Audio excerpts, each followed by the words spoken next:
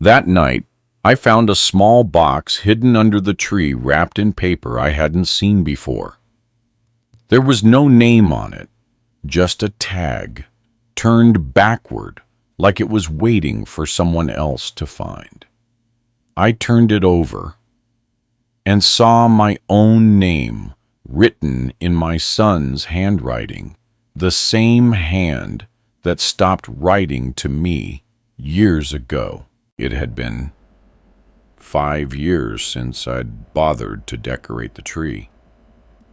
The old cardboard box still smelled faintly of pine and dust, its edges softened from time and the weight of things we keep but never really look at. The garland was frayed, the lights tangled, and the star, the one Emma insisted on keeping, even when its gold had faded, leaned to one side, like it had grown tired of pretending to shine. I wasn't planning on doing Christmas this year, not after Ethan stopped coming home, not after that last argument, the one that ended with a slammed door and a sentence that kept echoing long after he was gone. I can't keep pretending you're the man I want to become. Fathers aren't built for that kind of sentence. It doesn't wound you all at once. It settles in slowly, like cold air through a cracked window, until you start convincing yourself that silence is better than trying again. So I told myself the same lie I told every December, that Christmas was for other people, that I'd already had enough memories to last a lifetime. But this year, something felt different. Maybe it was the stillness of the snow outside, or the way the house seemed smaller without his voice. Maybe I was just tired of avoiding ghosts that wore my son's face. So I dragged the box out of the closet, untangled the lights, and set up the tree by the window. It looked smaller than I remembered, or maybe I was just older now, standing where Emma used to stand, where Ethan once kneeled, trying to reach the higher branches. Back then he used to hide things inside the tree, little drawings, notes that said things like, "Don't forget to smile, Dad." And once a photo of us fishing folded into the shape of a heart. I thought about those small things as I hung the ornaments.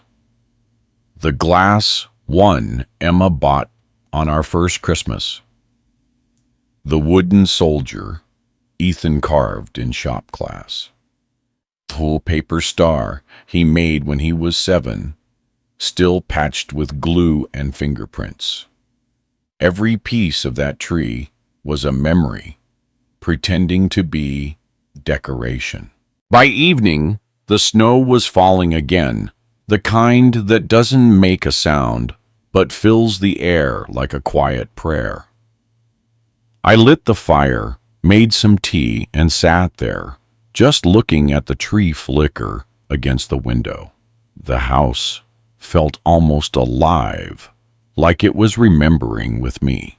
That's when I noticed it. A small box tucked beneath the lowest branches, wrapped in simple white paper with a thin silver ribbon. It didn't match anything I owned. The others, the few I'd wrapped for the neighbors' kids, were red and gold.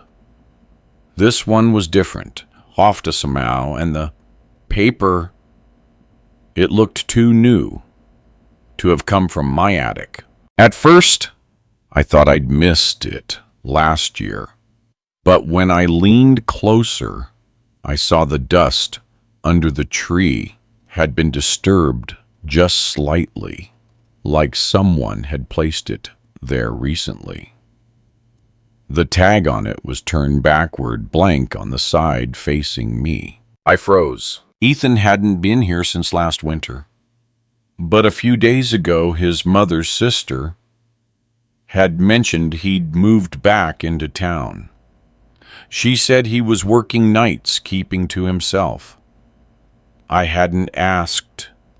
More, fear has a strange way of sounding like indifference.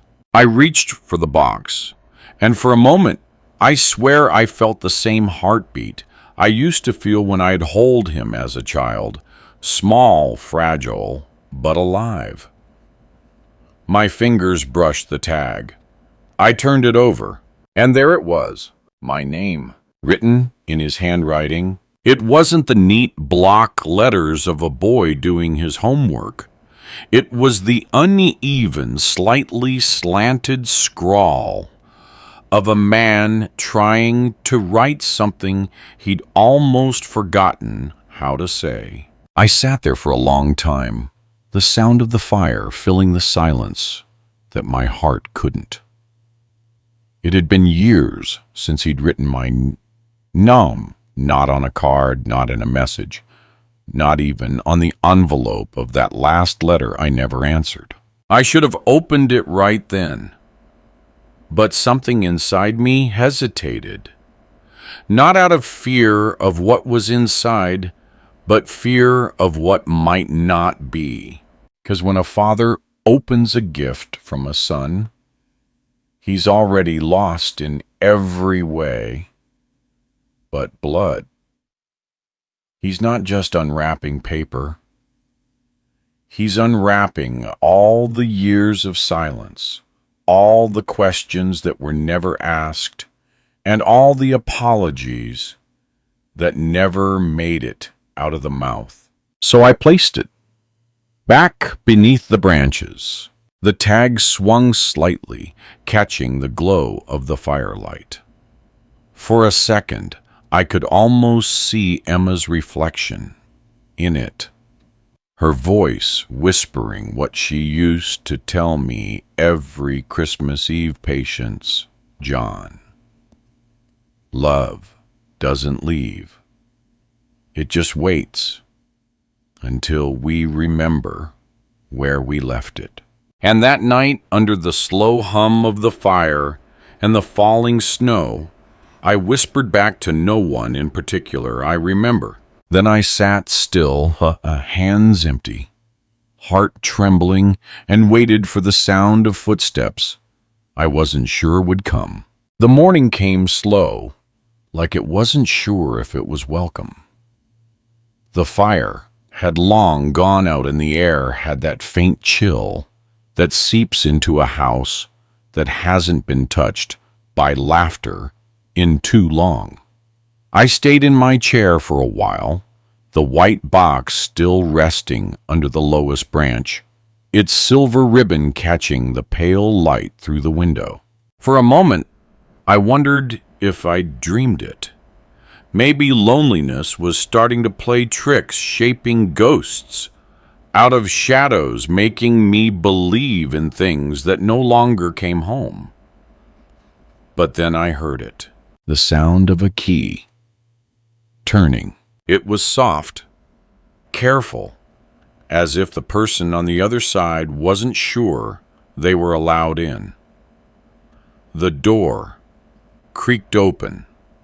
Boots scraped against the mat, and then silence. I didn't move, didn't want to scare the moment away. Then I saw him. Ethan stood there, snow dusting his coat, a small duffel bag slung over his shoulder. He looked older than I remembered, not in the lines of his face, but in the heaviness behind his eyes. The kind of weight a man gets when he's carried too many said things for too long. We stared at each other. There are no rehearsed words for a reunion that happens years too late. "Hey," he said finally, voice quiet, almost careful. "Hey," I answered. He set the bag down by the wall and looked around the room. "You still put up the tree?" "Yeah. Thought maybe it was time." His eyes flicked toward the base of it. For just a heartbeat, I saw the smallest change in his face. Recognition, guilt, maybe both. Then he looked away. "I didn't think you'd still be here," he said. "Where else would I go?" He shrugged, stuffing his hands into his jacket pockets. "I don't know. Away, maybe. Everyone leaves this town eventually." I smiled faintly. Guess I missed that memo. He didn't laugh. I didn't expect him to. The air between us was fragile, like a window frost you don't want it to breathe too hard on. "Coffee?" I asked, just to fill the space. He nodded. We didn't talk much while it brewed. He stood by the window, watching the snow. I watched him, watching it. He had an Emma's posture, that quiet stillness when she didn't want to cry. When I set his mug down, he finally turned to me. "You kept everything the same." "Couldn't find a reason to change it," I said. "Mom would have liked that." Her name hung there between us, the ghost we both still loved, but never spoke about. It felt like the room exhaled at the sound of it. "She used to hide gifts under the tree before we woke up," Ethan said softly. "Remember that?" I nodded. She always wrapped one for each of us, even when we couldn't afford real presents. He smiled barely. "Yeah, she once gave me an empty box and wrote 'Patience' on it." "I remember. I didn't get it back then," he said. "I just thought it was a joke." It wasn't. He looked down at his hands, the skin raw from the cold. "She was trying to teach me something, wasn't she?" "She was trying to teach both of us." The kettle whistled. I poured his coffee, watching the steam rise like small prayers. He took it, but didn't drink, just stared into the cup. "I didn't mean to stay away so long," he said. Finally. "I know." I kept thinking, maybe you didn't want to hear from me. "I did," I said quietly. "Every day." He nodded, though I'm not sure he believed me. The silence after that was softer, still heavy, but no longer cruel. He walked closer to the tree. For a moment, I thought he'd mention the box, but he didn't. He crouched down, touching one of the old ornaments. The wooden soldier he made when he was 10. "Still here?" he whispered. "Some things survive the years better than we do," I said. He looked up, and for the first time in a long time our eyes met and stayed there. Something unspoken passed between us, the kind of apology that doesn't need words. Then he said, "You should open your gift later." My chest tightened. I hadn't told him I'd seen it. He stood, brushed his hands off, and added, "I mean, if you find one with your name on it." Then he gave a small, broken smile and walked toward the hallway. Ethan, I called after him. He stopped. "I'm glad you came home." He didn't turn around, but I heard the words fall out of him like something that had been waiting years to escape. "Me too, Dad." When the door to his old room closed, I looked back at the box under the tree. It wasn't a mystery anymore. It was a confession wrapped in white paper and silence. And I knew somehow that whatever was inside wasn't meant for Christmas morning. It was meant for after. That night, the house held its breath. The kind of silence that doesn't just mean quiet, it means waiting. The fire had burned low again, the last bit of wood collapsing into orange dust. I could hear Ethan moving around upstairs, the floorboards creaking beneath his weight, slow and uncertain. Every sound was an echo of a memory I'd tried to visit. I looked at the white box again. It seemed smaller now under the glow of the fading lights, like something shrinking under the truth. The tag still faced me, his handwriting catching the flicker of the candle's dad. Just that. No Merry Christmas, no love Ethan, just Dad. And somehow that single word felt heavier than any message he could have written. I reached out, hesitated. For 5 years. That's all I'd done, hesitate. Between words, between calls, between forgiveness and pride. But this time, the silence between us had already said enough. I untied the ribbon. The sound was soft, like paper breathing. The lid lifted easily, too easily, as if it had been opened before. Inside wasn't a gift. No object, no card, nothing wrapped. Just a folded piece of paper slightly worn at the edges. My hand shook before I even knew why. It wasn't new paper. The lines were faintly yellowed, the ink smudged like it had been written long ago. When I unfolded it, I saw the date. December 25th, 5 years ago. My throat tightened. That was the last Christmas we spent together, the night everything cracked. The memory came back in fragments, like old film reels stuttering to life. Ethan was 17, quiet but restless. I was working long hours back then, convinced that being a father meant providing more than being present. Emma had begged me to take a few days off to stay home for once. I told her I couldn't. She didn't argue, not out loud, but I saw it in her eyes, that quiet disappointment that mothers wear when they're trying not to break a family's rhythm. That Christmas Eve, I came home late. The lights were still on the tree, glowing in the corner, and Ethan was sitting by it, a boy trying to look like a man. He had one small box in his hands wrapped in white paper and a silver ribbon. When he saw me, he stood up too fast, the box nearly slipping. "You weren't supposed to see this yet," he said. I remember laughing, not kindly, not cruelly, just tired. "Save it for the morning," I told him. But he didn't smile. Instead, he said, "You always say that, Dad.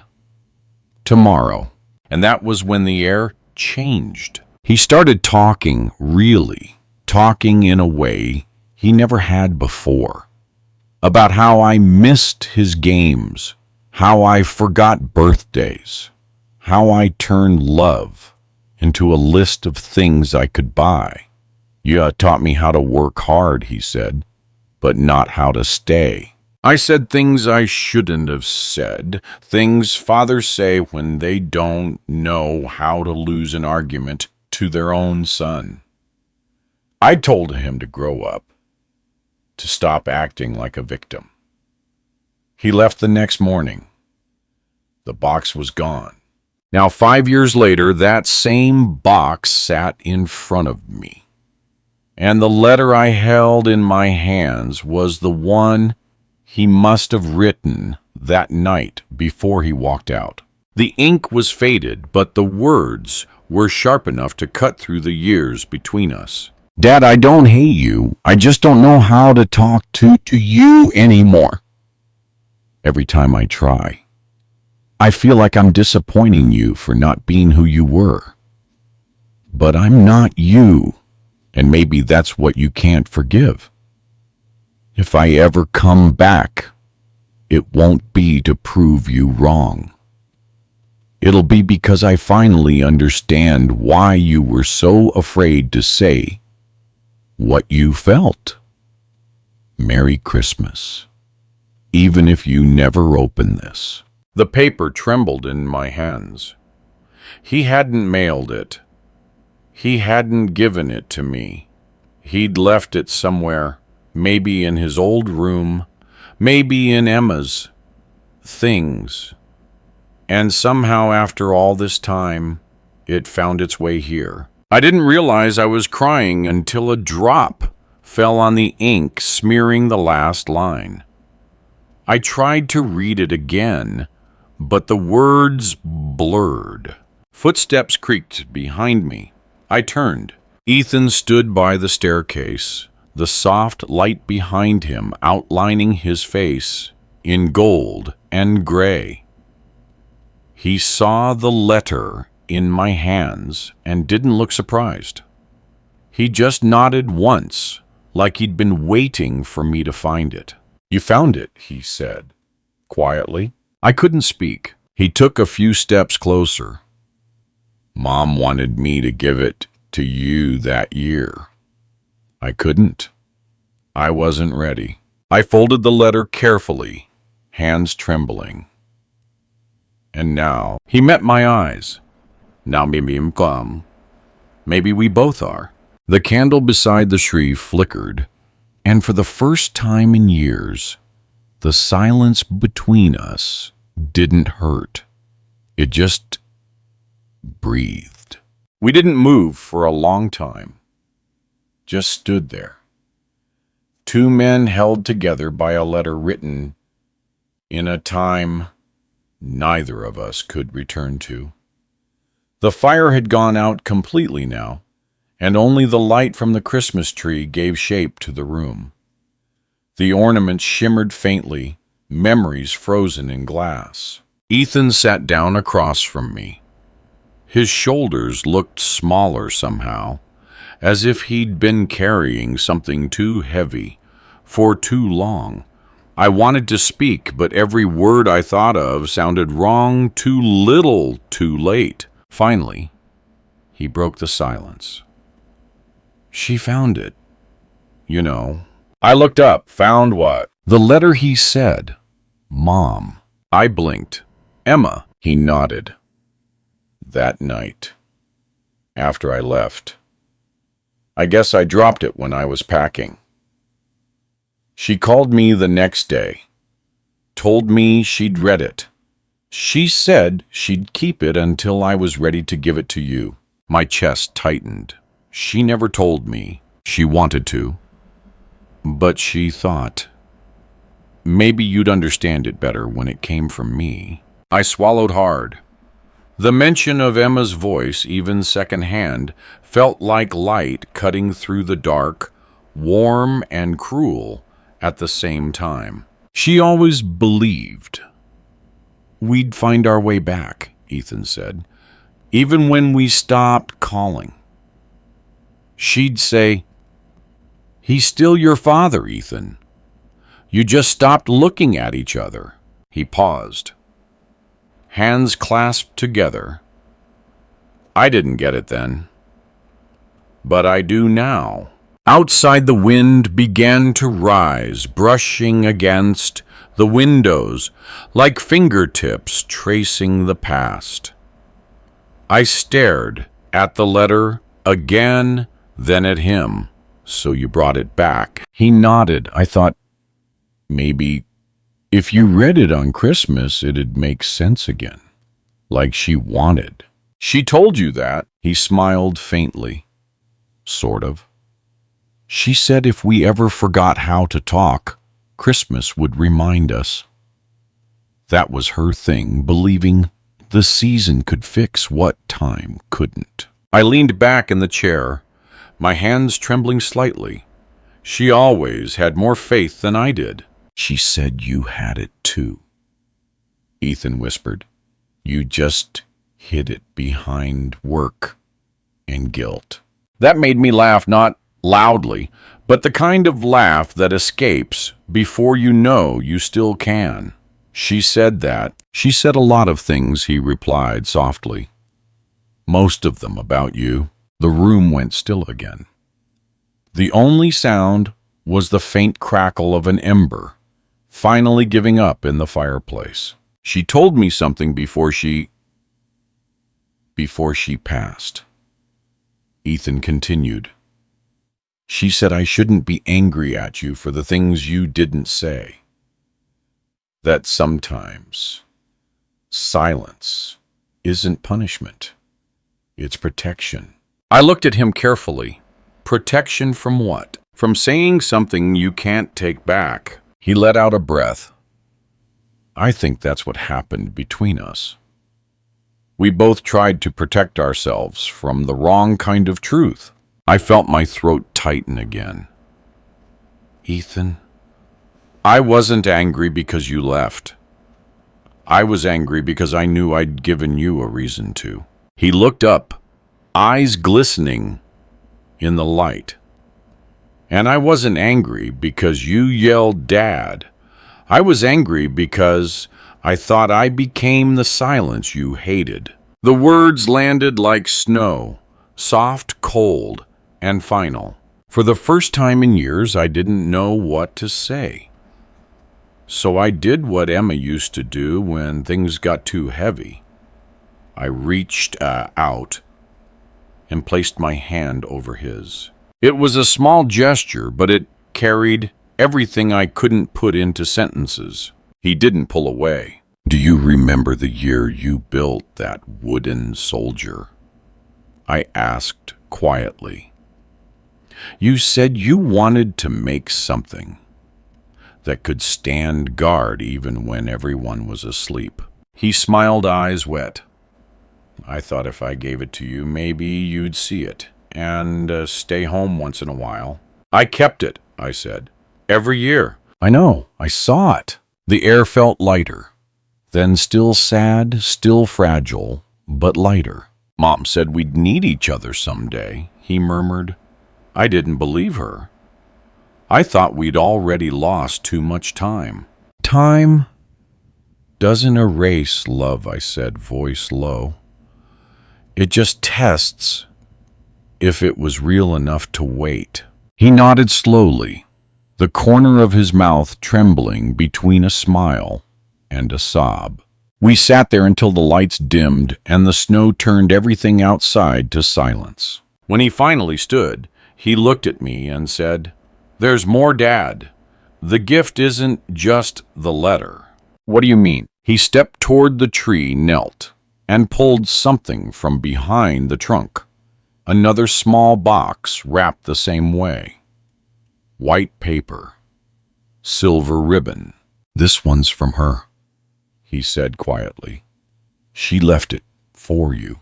My breath caught. Mom asked me to give it to you when I thought you were ready to forgive yourself. He placed the box in my hands. It was light, almost empty. But the moment I touched it, I felt her there. And for the first time in years, I was afraid to open it. Not because of what was inside, but because I finally knew it would hurt for all the right reasons. Right. I held the box in both hands, afraid that if I opened it too quickly, the moment would disappear. It was small, barely the size of my palm, and wrapped with the same care Emma used to give everything she touched. Even the bow looked familiar. She always tied her ribbons twice so they wouldn't fall apart before the morning. The paper rustled softly when I pulled at the edge. Beneath the ribbon, there was no tape, just a small fold, holding it together, the kind of thing Emma would have done when she wanted a gesture to feel gentle, not forced. Inside was a plain wooden ornament, old but polished smooth. The same ornament I'd made for her our first Christmas together. a heart carved from pine with a single word etched into the center stay. I stared at it, unable to move. The letters were faded, but still legible, like they'd been waiting all these years for someone to remember. Beneath the ornament, folded neatly, was a slip of paper, her handwriting unmistakable, soft, and careful, as if she'd written it on one of those nights when words had to whisper to be heard. John, if you're reading this, it means Ethan kept his promise. He said he'd wait until you were ready. And I trust he knew when that was. I've watched both of you love in silence for too long. You always said silence was strength. But love doesn't need to be strong. It needs to be kind. The word on that ornament isn't for me. It's for you. Stay not with me, but with the life that still loves you. You've lost enough to understand what it means to keep something. Don't lose this too. Merry Christmas, my love. Emma. I didn't realize how tight I was holding the paper until it began to crumple between my fingers. My breath came shallow, uneven the way it does when the past finally stops knocking and walks straight in. Stay. That was the word I had carved for her the year Ethan was born. Back then, I thought it meant don't leave. I didn't understand that what she wanted wasn't for me to stay home. It was for me to stay present. To stay in love, even when things grew quiet.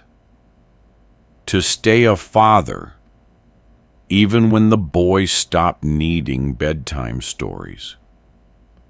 To stay human, even when life demanded I become something harder. The word had outlived the both of us, and now, somehow, it had found its way back home. Ethan was still standing nearby, his eyes red but steady. I passed him the letter. He read it in silence, lips trembling slightly when he reached her final words. Then he looked at me, and something in his face changed, like he'd been waiting years to see me remember her as more than a memory. She wrote it after the hospital, he said quietly. I nodded. I didn't need to ask which hospital. I'd never forgotten those weeks. The way she'd still smile even when the pain was too much. The way she'd hum softly while Ethan read beside her.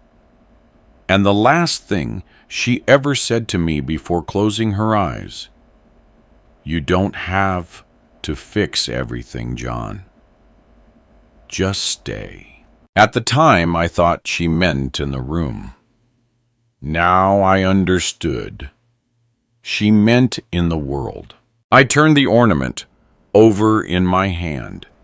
There was a faint crack running through the wood, not enough to break it, just enough to show it had been through years of being dropped and found again. Maybe that was what love really was, not perfection, but endurance. Ethan knelt beside me. She wanted us to hang it together, he said. I nodded. My throat felt raw, but I stood. Together we stepped toward the tree. The lights flickered softly, the shadows of our faces merging on the wall. I held the ornament up, and he steadied my hand. For a brief second, I felt Emma's presence there, quiet, warm, patient. We hung the heart near the middle of the tree where the glow was strongest. For the first time in years, the house didn't feel empty. When we stepped back, Ethan said she'd be happy you opened it. I smiled through the ache. She'd say I took long enough. He laughed, softly wiping his eyes. She'd also say you always do. I looked at him, then at the tree, the small wooden heart catching the light. She was right about something else too. I said, I thought silence was strength. But it was just fear. Ethan's eyes met mine. Then maybe it's time to talk. And in that quiet moment, under the hum of old Christmas lights, something between us finally began to heal, not loudly, not suddenly, but in the quiet way snow covers everything broken until it looks whole again. We sat by the tree long after the last light on the garland began to fade. The room smelled faintly of pine and smoke, the kind of scent that stays in your clothes and memories long after the night is gone. Ethan hadn't said much since we hung the ornament. Neither had I. But the silence between us no longer felt sharp. It felt like soil after a storm, soft enough for something to grow again. Do you remember he said, finally the last Christmas Mom was here? I nodded. Every second of it. She told me she was scared, he said. Not of leaving, of what would happen to you after. I looked at him carefully. She told you that? He nodded. She said you'd tried to live by fixing things, that you'd think love is work. But sometimes, she said, the only way to keep someone close is to stop trying so hard. I let out a breath I didn't know I had been holding. She always saw through me. She did, he said, softly. But she also believed you'd learn.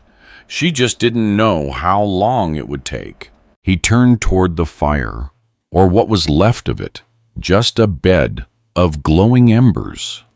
His face flickered between shadow and warmth, like he was caught somewhere between two versions of himself, the boy who left and the man who came home. I wasn't ready before, he said. I thought staying away would hurt less. And did it? I asked. He shook his head.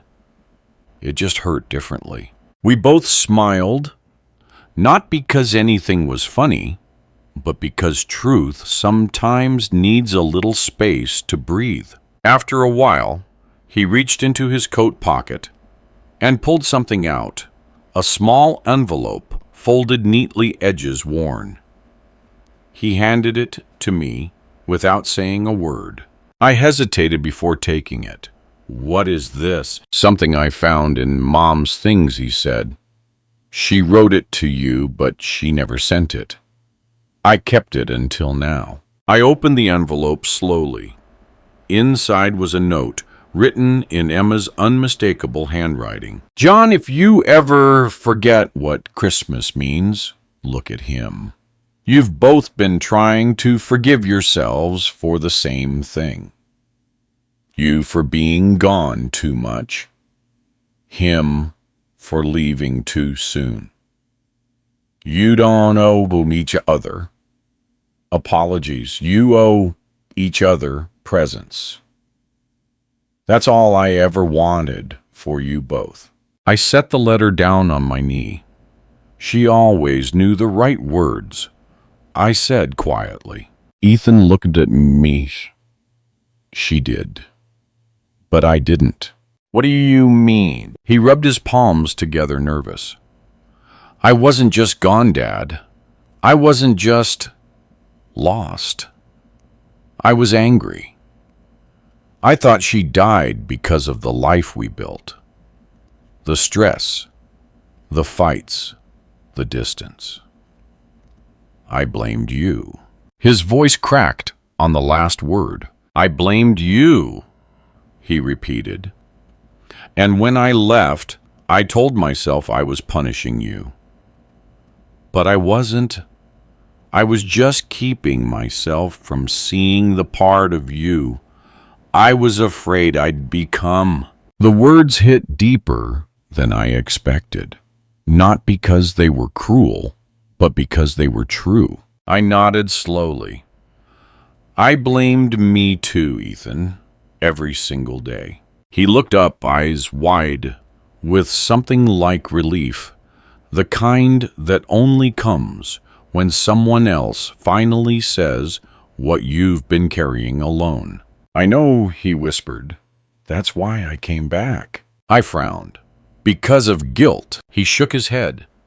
Because of forgiveness. The fire made a hot sound, a final pop before it settled into quiet again. I started volunteering at the hospice last year, he said after a pause. Same place Mom stayed. I thought it might help me understand. There was this man.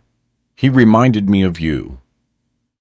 Always quiet, always watching the door, like he was waiting for someone. One night he told me he'd give anything for one more conversation with his son. He died before it happened. Ethan's voice grew softer. That's when I realized I was still alive, and so were you.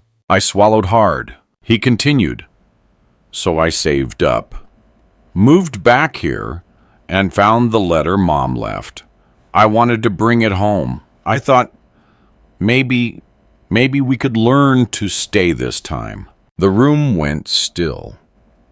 Outside snow drifted against the window, whispering against the glass, like the world itself was listening. I reached across the table, my hand trembling slightly, and placed it on his shoulder. You already did, son. You came home. He didn't answer, but his head bowed slightly, as if he were finally laying something down that had been too heavy to carry. We sat there until the tree lights dimmed, two shadows outlined by warmth. Neither quite father nor son. Just two hearts learning slowly that love doesn't disappear. It just waits for us to remember where we left it. The night had deepened by the time we stopped talking.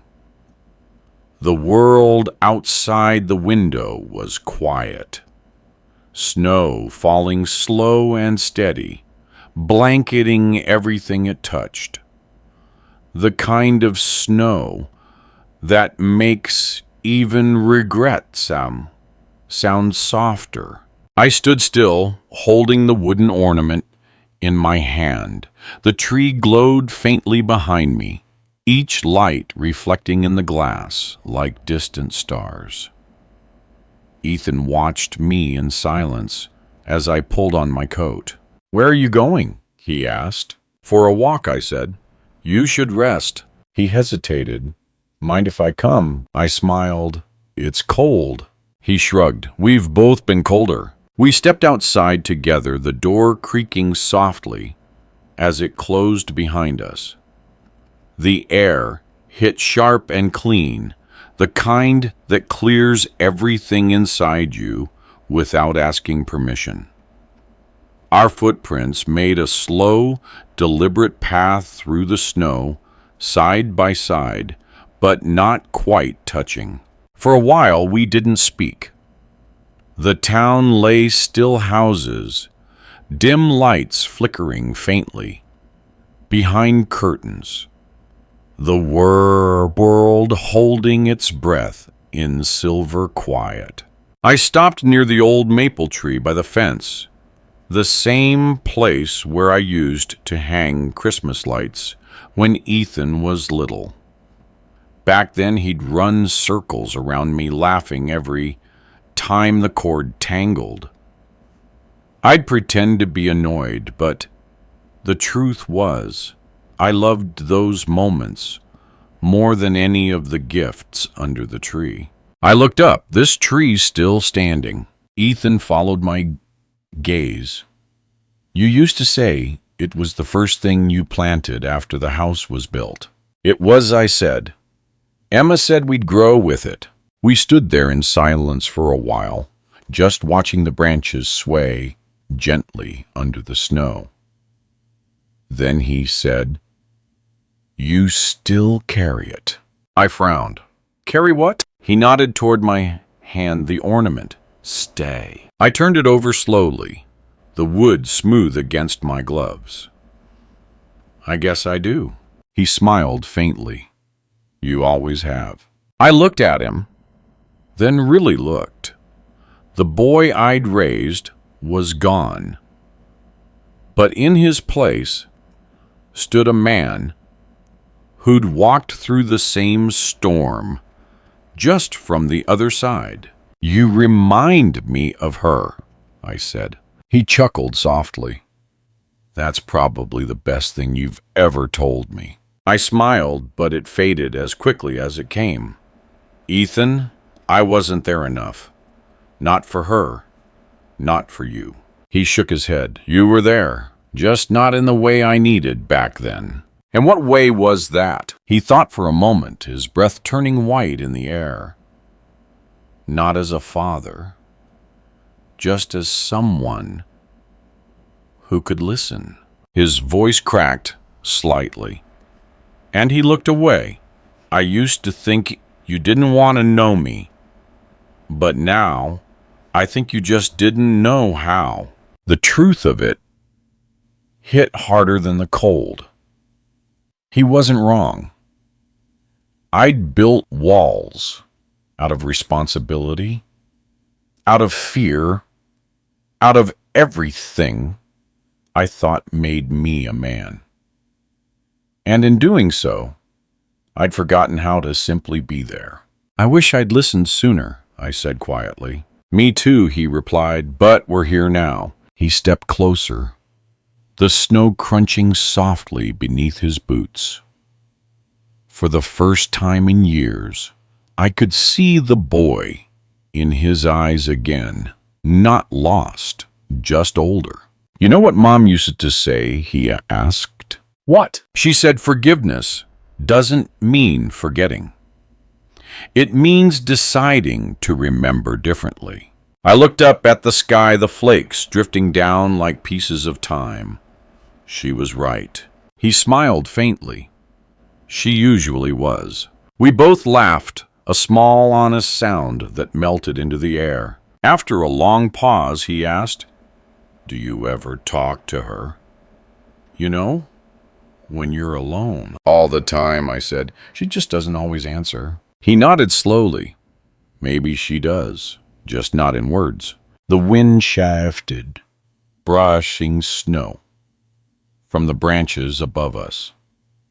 One flake landed on the heart-shaped ornament in my hand, right where the word stay was carved. For a moment, I could almost hear her voice, not from the past, but from the quiet between now and forever. Ethan looked at it, then ornament, then back at me. What does it mean now? He asked. I smiled through the ache. It used to mean don't leave. Now it means don't stop. He tilted his head. Don't stop what loving, I said, even when it hurts. We stood there, the snow falling around us, and I realized something simple, the kind of thing it takes half a lifetime to understand. Grief doesn't end. It just changes its name. And love doesn't fade. It just learns how to wait in silence. We walked back to the house in silence. The snow had thickened, falling in soft sheets that blurred the edges of the world. Each step left a small impression that disappeared almost as quickly as it was made, like time itself was erasing our footprints asking us to start again. Inside, the warmth hit us gently, wrapping around the cold that clung to our coats. The fire had died completely now, but the smell of smoke lingered in the air like memory refusing to fade. Ethan went to light a new log, but I stopped him. "Leave it," I said softly. "Let the night be quiet for once." He nodded. We both sat down near the tree again. The ornament, stay, swung slightly from the branch, catching the light from the last candle burning on the table. It looked alive, like it had been listening the whole time. Ethan leaned forward, elbows on his knees. "There's something else," he said after a moment. "Something I didn't tell you yet." I turned to him. His face was pale from the cold, but his eyes were clear. Not the eyes of the boy who left, but the man who came home to finish what love had started. He reached into his coat pocket and pulled out a small black flash drive attached to a silver keychain. "Mom made this," he said. "She recorded something for us before she—" He didn't finish the sentence. He didn't have to. My chest went tight. "You've listened to it." He nodded once. "The night before I decided to come back." "Why now?" I asked quietly. "Because it's not just for me anymore," he said. "It's for both of us." I stared at the little flash drive in his hand. It looked fragile, a piece of plastic and metal, too small to hold anything that could still break a heart. "Put it in," I said finally. He walked over to the old stereo by the shelf, the same one Emma used to play carols on. The ports were dusty, but it still worked. When the file started, the speakers crackled faintly, the sound of time waking up. Then her voice filled the room, soft, warm, unmistakable. "If you're hearing this," she said, "it means Christmas came back to the house." I closed my eyes. "Ethan John, I want you to stop keeping score of who left who first. Grief doesn't work that way. It doesn't matter who walked away or who stayed behind. What matters is that you both remember why you loved in the first place." Her voice trembled a little, like she'd paused to gather strength. "Ethan, you were always my heart. John, you were always my home. And both of you forgot that hearts need homes, and homes need hearts. So I'm leaving you both something, a promise." There was a brief rustle, the sound of paper being folded. Then she laughed softly, that same small laugh that used to fill every quiet space between us. "You'll find a note in the attic under the old Christmas decorations. It's not a letter. It's just one line. Read it together, not apart. And when you do stop looking backward, look at each other." The audio ended there. The silence that followed wasn't empty. It was full of ghosts of memory, of everything we'd lost and somehow still carried. Ethan stood first. "She meant it literally," he said. "There's a box in the attic. I saw it years ago, but I never opened it." I hesitated. "Now," he nodded, "now." We climbed the narrow steps slowly, the wood creaking beneath our weight. The attic smelled of cedar and old winter's boxes, stacked high dust floating like faint snow in the light of a single bulb. Ethan found it first, a small tin box tied with faded red ribbon. He handed it to me, his hands trembling. I opened it. Inside was a folded piece of paper and a photograph. The photo was of the three of us, Emma, Ethan, and me, sitting by the same tree years ago. She was laughing. We both were.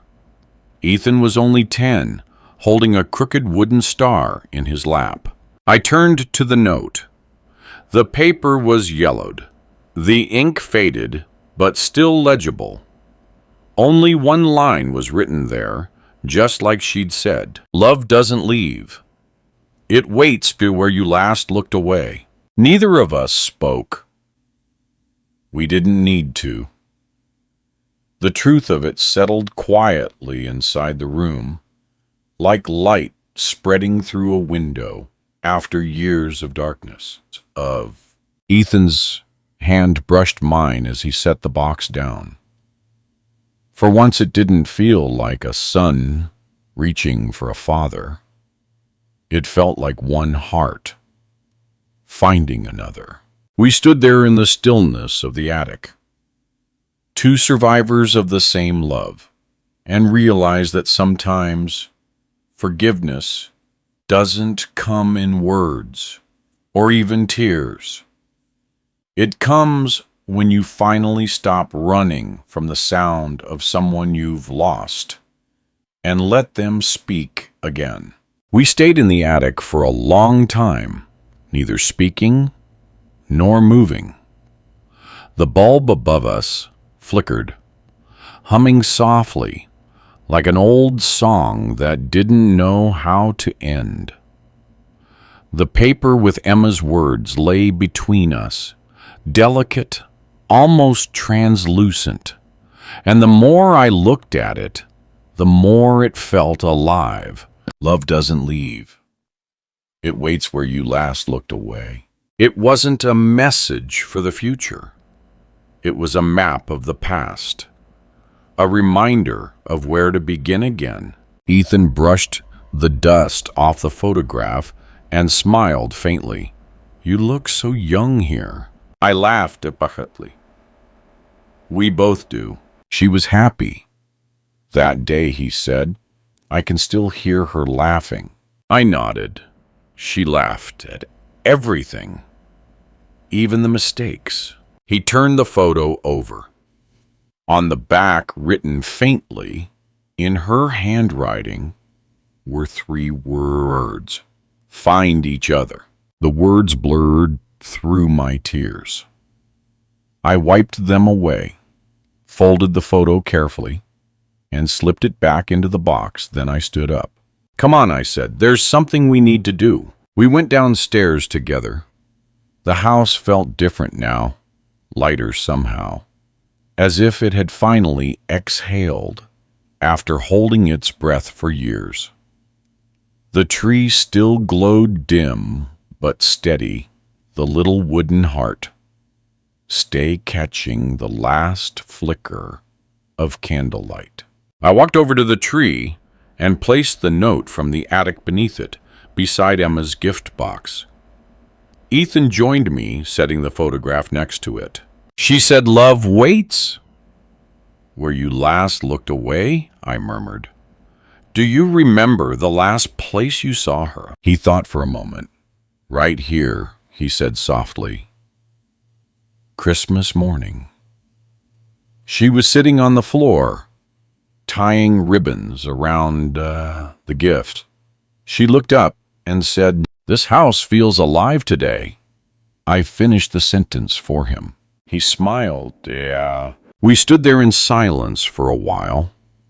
The kind that doesn't separate, the kind that stitches 2 hearts back together without needing sound. Outside, the snow had stopped. The world looked clean again. The night sky shimmered faintly through the frosted window, and the moon rested above the tree line like it had been watching the whole time. I picked it up the wooden heart and hung it higher this time near the top of the tree where the light could touch it from every side. Ethan watched me, his eyes glistening. You know, he said she would have loved this, us, now. I nodded. She always did. We just didn't see it. He moved closer, his voice trembling. Dad, I didn't come here just for Christmas. I looked at him waiting. I came to ask if I could stay, not just for tonight. The room went very still. The fire, the lights, the quiet. All of it seemed to pause listening. I didn't answer right away. I just reached out, pulled him closer, and said the only word that mattered. Stay. His shoulders shook as he exhaled, half a sob, half a laugh. You sure? I smiled. That's what the heart says, doesn't it? He laughed, softly, tears still on his face. Yeah, I guess it does. We sat down on the floor, side by side, like we used to when he was little. The kind of silence that once felt like punishment now felt like peace. Ethan leaned back against the couch, eyes drifting toward the window. She'd be proud of us, he said quietly. I hope so. She would, he insisted. She believed we'd find our way back, even when we stopped believing it ourselves. The clock on the wall ticked past midnight. Christmas Day. I reached out and took the letter, reading Emma's line one last time. Love doesn't leave. It waits where you last looked away. I folded it and slid it under the base of the tree right beneath the ornament stay. When I looked up again, the lights seemed warmer, brighter, somehow. Or maybe it was just the first time I'd seen them through forgiveness. Ethan stood, walked to the window, and opened the curtain. Moonlight poured in, touching the tree, the gifts, the empty chair, in the corner, Emma's old seat. Without a word, he pulled it closer to the fire, as if saving her a place. I joined him there, and together we sat, father-son, and the quiet echo of someone who had never really left. Outside, the snow began to fall again, but this time it didn't feel cold. It felt like home. It's strange how the house sounds different once forgiveness enters it. The walls don't echo the same way. The clocks seem to tick softer, like they finally understand time isn't something to race against. The morning light crept slowly through the curtains, gold mixing with silver, where the frost met the glass. Ethan was still asleep on the couch, a blanket draped across his shoulders, one hand resting near the edge of the tree skirt. The wooden heart swung gently above him, moving to a rhythm older than either of us, the rhythm of staying. I sat by the window with a cup of coffee, gone lukewarm, just watching the snow melt along the fence line. Every few minutes, a bird would land on the branch outside, then leave again. It reminded me of how we'd lived all these years, coming and going, never staying long enough to build a nest. Emma used to say that love isn't about holding on, it's about coming back. For the first time, I understood what she meant. I looked at Ethan, the rise and fall of his breathing, the faint lines of exhaustion softened by peace. For years, I'd been afraid to see myself in him. Now, I did not in his mistakes, but in the way he chose to try again. On the table beside me lay the folded letters. Emma's, Ethan's, and mine by memory. 3 voices that had spent too long speaking, at different times, now finally in harmony. I took the small box, Emma's box, and opened it again. The ornament stay was still warm from the firelight. On its back, almost invisible, until now I noticed something carved faintly beneath the word, "Always come home." It must have been there all along. I just hadn't looked close enough. I smiled, whispering the words under my breath. Always come home. Outside, the wind shifted, carrying the faint sound of bells from the church down the road. Christmas morning. Families waking up. Laughter. Somewhere beyond these walls.